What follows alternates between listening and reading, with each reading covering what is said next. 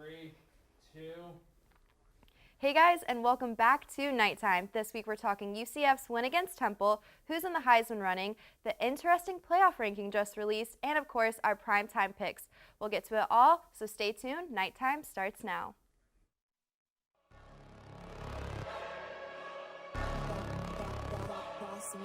Things gon' change when I really hit the field. Undefeated chance, man, you know what's the deal. Tryna find a kid, I'm in the field doing drills. Boy, you just a sucker, you ain't never keep it real. 3 rings in my hand, I'm a warrior to the max. When I hang it up, they gon' have to give me plaques. Step up in the building and I only bring the facts. When I make a highlight, they gon' replay, run it back. Okay, always locked in, now I don't got time to lax. Saying he the best, he could take a lap. Batted 1,000 when you check the stats. Boy, is you ready? You ain't gotta ask.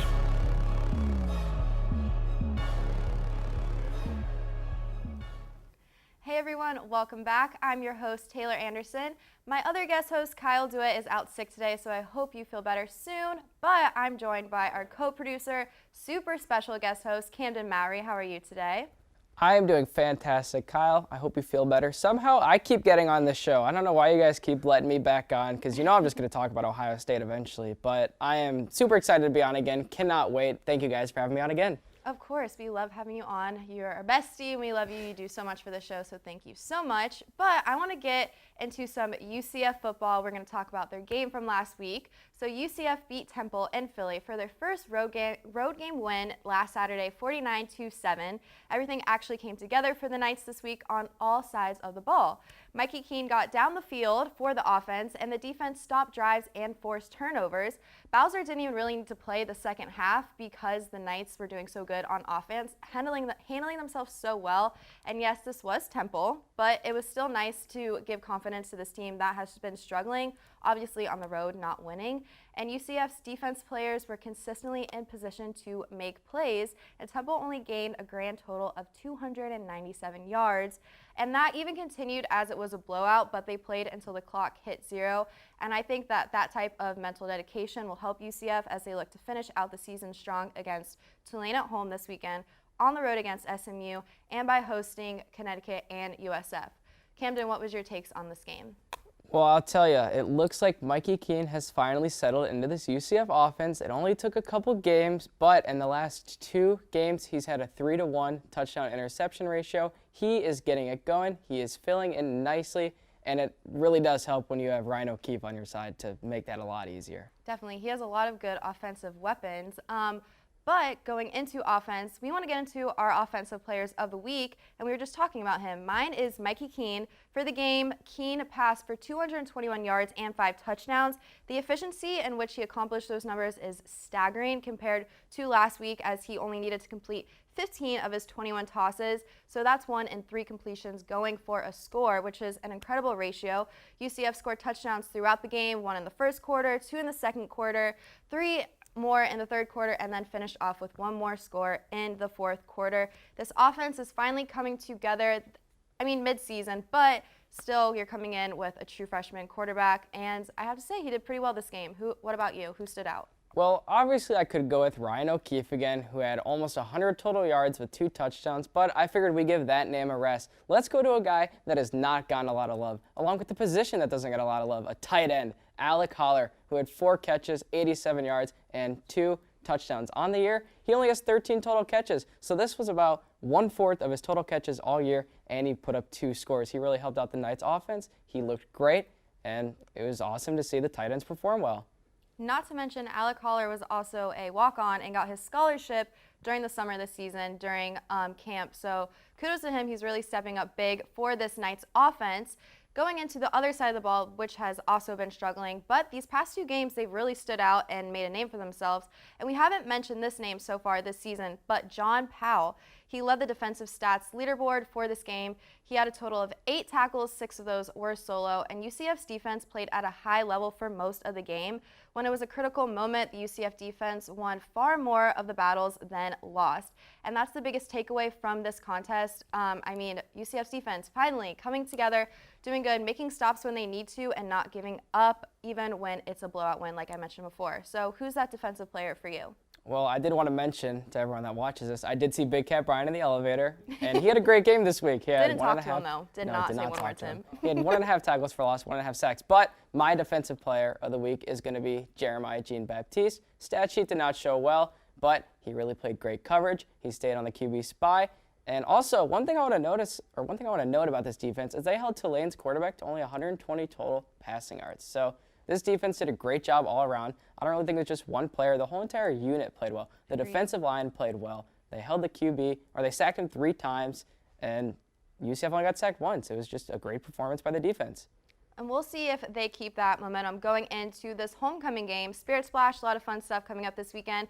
The Knights are going to take on Tulane, and Tulane is coming off a 12-31 loss against Cincy. And it's important to note that Tulane quarterback Michael Pratt did not play against Cincy in that game. And if he doesn't play this weekend, I think Tulane will be in trouble. Kai Horton started for him, and he struggled. And on the other hand, Mikey Keene will be playing against Tulane, a defense that does not defend the pass well, allowing 22 touchdown passes and just intercepting 6 passes to go along with their number 124 passing defense for the yards allowed. And UCF's consistency with running the ball should be something that continues against a bad Tulane rush defense, which allowed an average of 148 yards rushing during its last 3 games. And overall, Tulane has allowed 185 yards rushing per game for the season. So moving on to Tulane's offense, it was not quite as consistent as UCF. I think with Isaiah Bowser out there, Mikey Keene getting on a roll, the defense finally stepping up to the plate, I think Tulane, it's not gonna happen for them this week. Well, I think you're right, Taylor. Let's just look at this. Let's take out the Cincinnati game, all right? Mikey Keene is stepping up. He's filling into his role nicely. I think that he's making great steps, and UCF should be able to throw the ball all over Tulane. I think that the fans are going to make a big difference. It's homecoming week. I think they're going to pack the stands, and they're going to show out. So I do have to mention that we are coming off a road win, and this is our first road win, but at home we are doing so well. And what do you think that being at home in the bounce house does for this Knights team? Well, as I said, it's homecoming week. I think this is going to be bigger attendance than usual, and it's not a night game. Usually at a lot of night games, I feel like the stands kind of get out a little bit. People are busy doing things at night, but now that this game's a 4 o'clock game, it's right in good position. It's going to be in the daylight. It's going to be a beautiful setting. I think that the fans are going to make a difference. You know we like to bounce. We do, and we are going to get more into this game in a little bit with our primetime picks. But for now, stay tuned. We'll be right back, and we'll talk all of college football from this past weekend.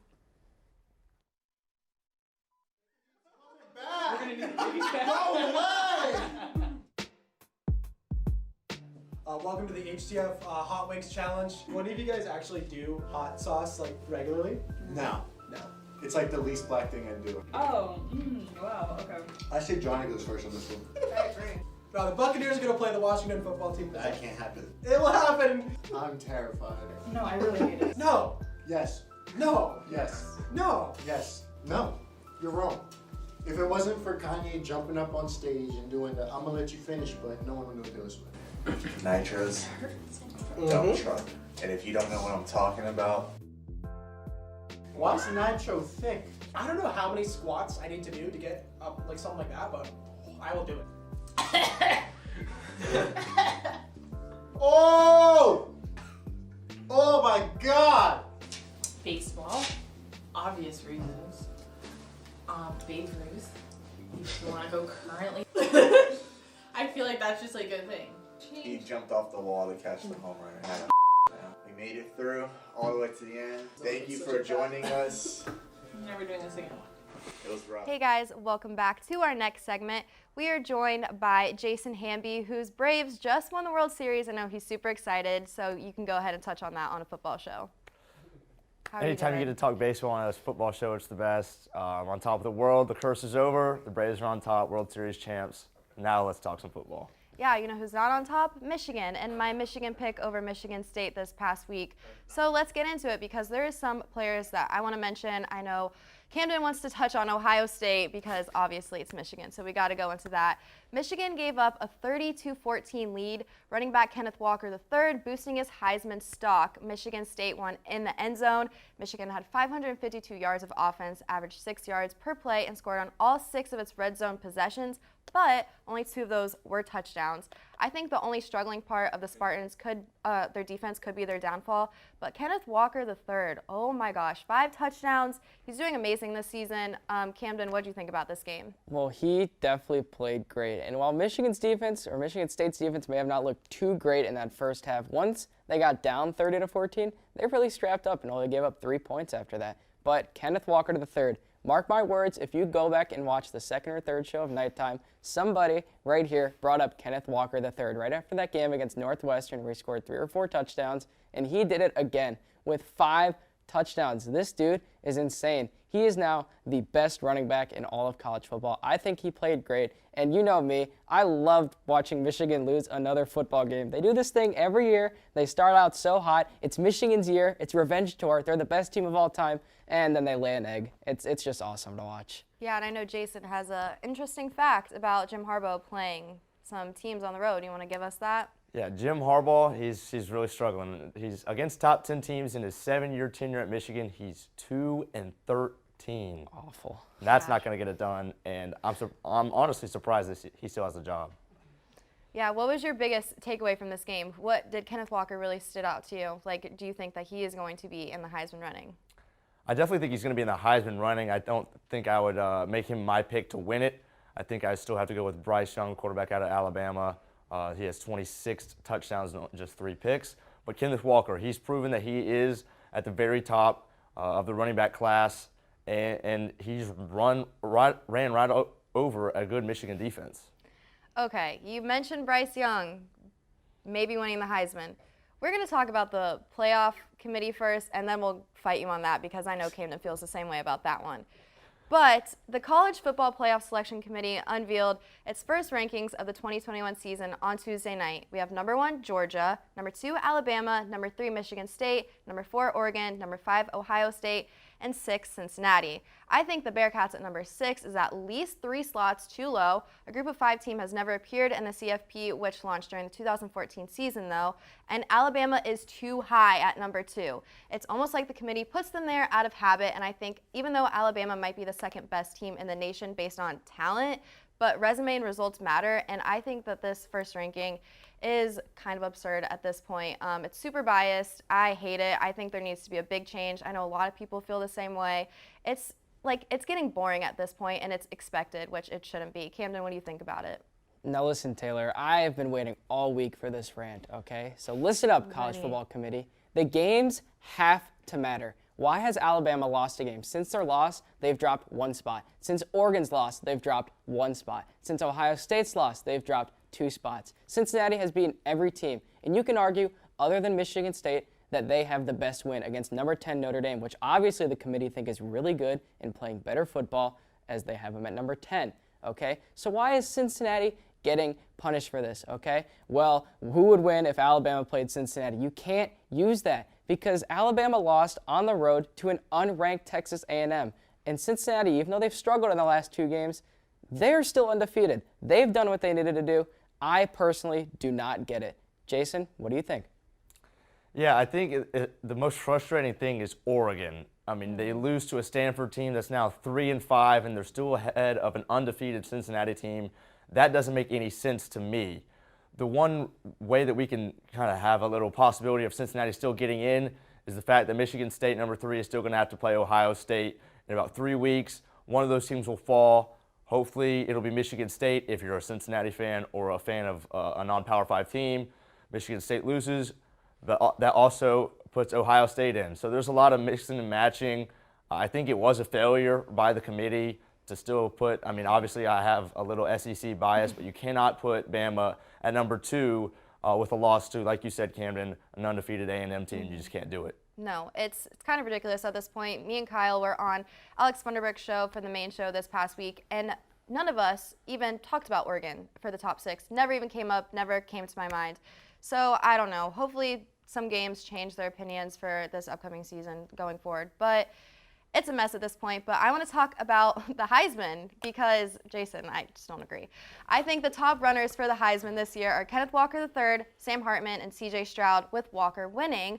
Walker III almost had single-handedly beat the Wolverines by himself, scoring all 5 of the Spartans' touchdowns in a matchup of undefeated teams. And that is the most rushing touchdowns ever scored against Michigan in a game. And carrying your team to victory against an AP top 10 opponent that just happens to be your bitter rival makes for a good, compelling case on what he's done already for the rest of the year to become the Heisman. That's my opinion. Let's get Camden's first before you jump into Bryce Young. All right, I'm totally going to disagree with Bryce Young here. It's really easy when you're throwing to first-round talents and your offensive line's all going to be in the NFL.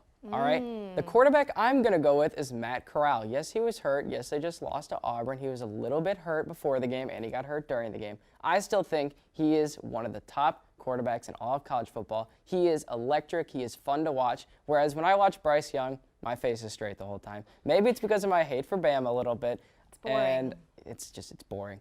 As well, I'm going to go Kenneth Walker III as another Heisman front runner. And I think you also got to throw in an Ohio State player, either C.J. Stroud or Travion Henderson. It just always seems like one of them are in there, one of an Ohio State players. But who do I have winning? Kenneth Walker III. He proved this last weekend why he should win the Heisman. Go ahead, Jason.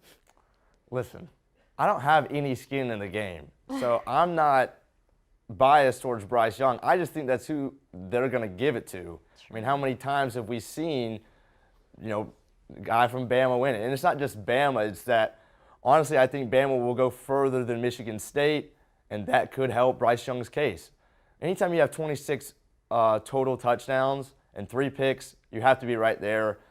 Camden, I like your take on Matt Corral. I think he's very entertaining to watch. He's one of the best in college football. And the Heisman, I think, is very weird this year because all the guys that we thought going in might be there in contention have kind of fallen off. Your Sam Howells, your DJ Ugualeles, your Spencer Rattlers, all these guys, where are they? They're nowhere to be found. Yeah, okay, so you said that you think that's what they will pick. Who do you think they should pick, though? Are you going to say Matt Corral? It's still a toss-up. I think we'll have to see. From the Bama-Auburn game will be very telling if I stay with Bryce Young. And then for Michigan State, and Walker, his game against Ohio State will be very telling, and then I'll make my decision.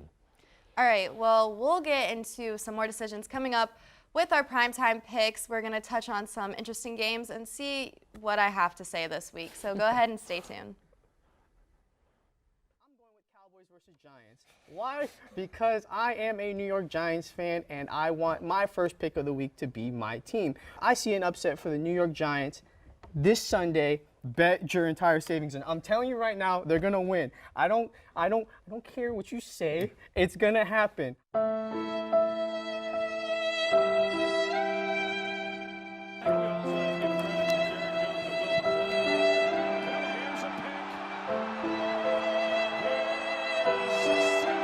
I'm going to go Yankees 4-1. I think Garrett Cole's going to give them 7 shutout. It's Garrett Cole. I trust him in this type of situation. 2-1 pitch. The Yankees lost to Boston in the wild card game, and I told Johnny if my boys lose, I'd come on the show in this. I have to go with the Raiders, I think, for this one. I don't see them losing.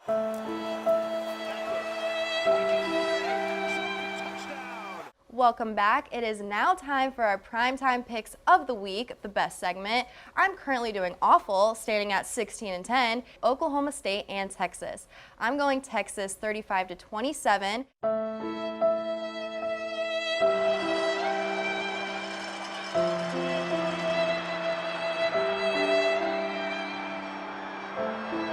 UCF keeps the 30 points per game streak alive. I'm going to go 35-10. UCF wins.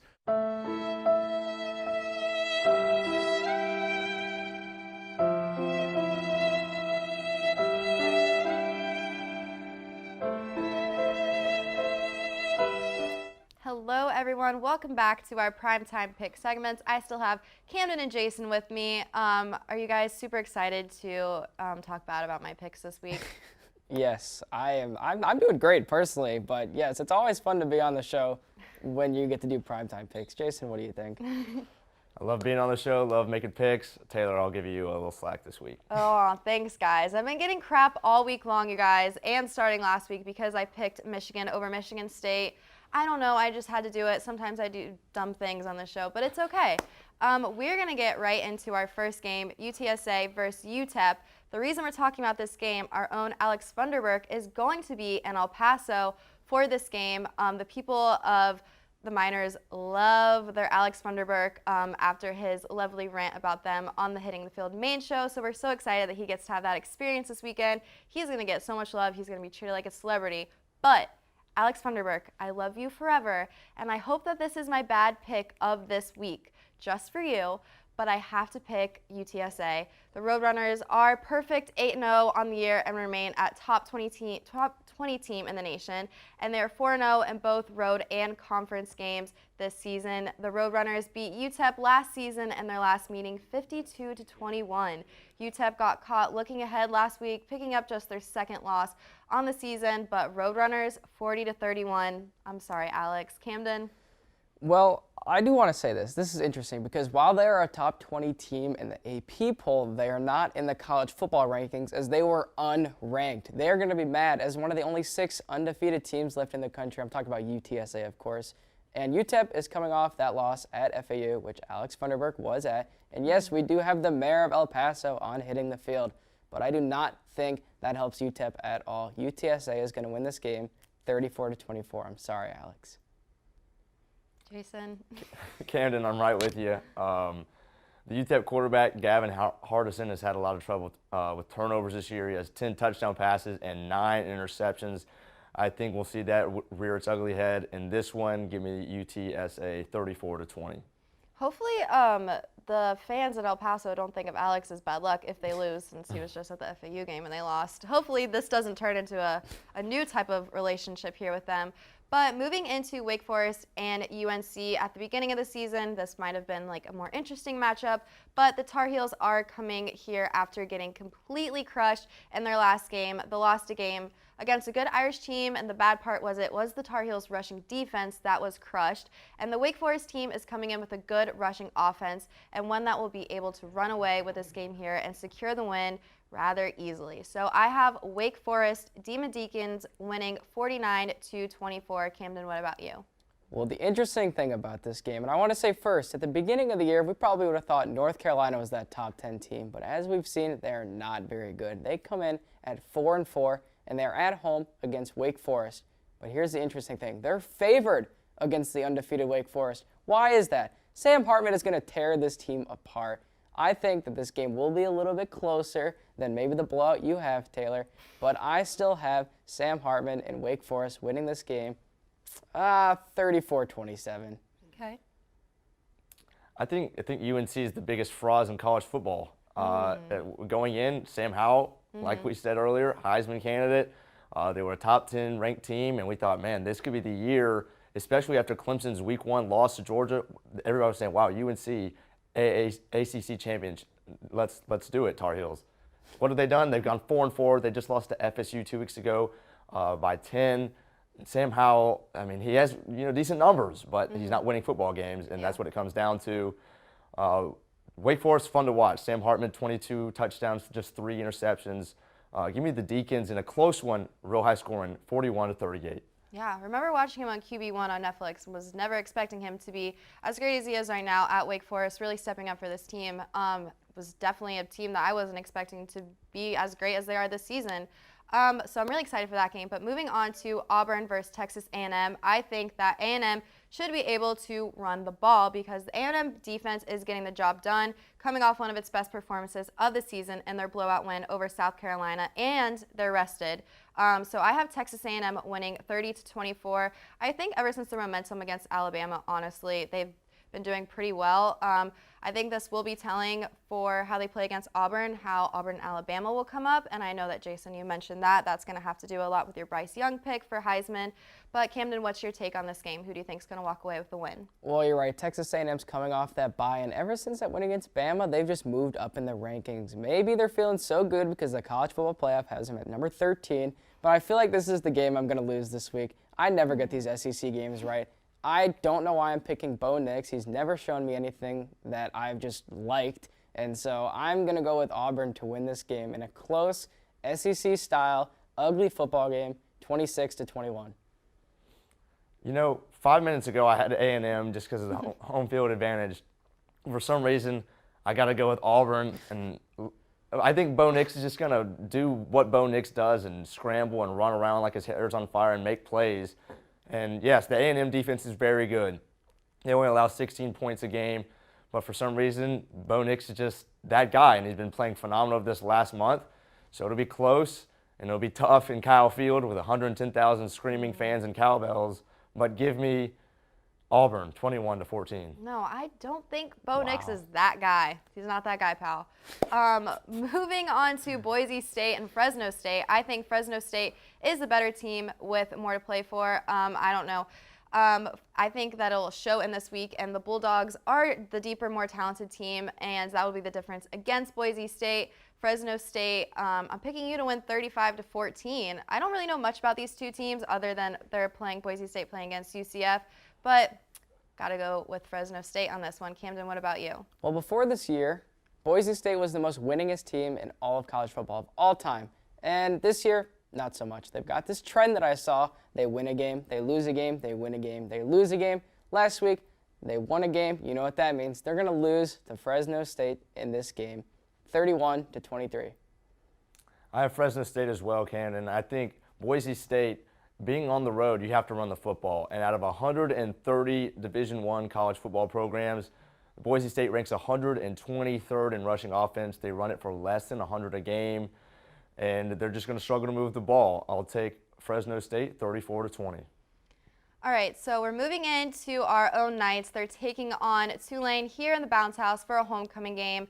4 p.m. kickoff time. I'm really excited to pack the stands. I think it's going to be a good game. I think our offense is finally getting where it needs to be. They're on a roll. Mikey Keene's going to have a big game. Ryan O'Keefe, Jalen Robinson might be back. We'll find that out today. Isaiah Bowser is going to really show up against the struggling Tulane defense. And I think, like Camden mentioned earlier, Big Cat Bryant, his friend from the elevator, is really going to step up in this game, hopefully, and maybe we'll get some more interceptions and forced turnovers for this game. So I'm going to go UCF 38-13. Camden?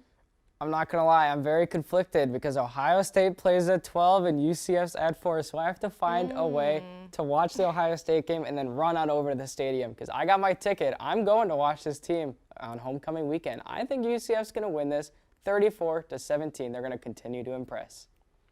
I have the Knights as well. I think it's going to be a little bit more high scoring. Tulane is giving up 40 points a game, and I think UCF will be right on par with that, giving the Knights 41-24. Well, Camden, I hope to see you at the game. I hope Ohio State wins as well, so you're in a great mood coming in.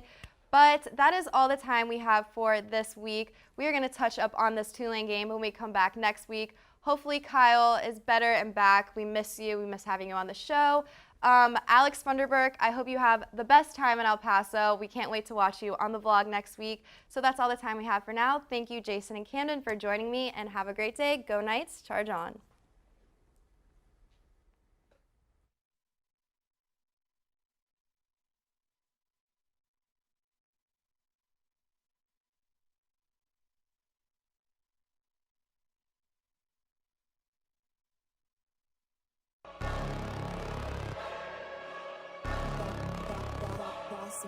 Things gon' change when I really hit the field. Undefeated champs, man, you know what's the deal. Tryna find a kid, I'm in the field doing drills. Boy, you just a sucker, you ain't never keep it real. 3 rings in my hand, I'm a warrior to the max.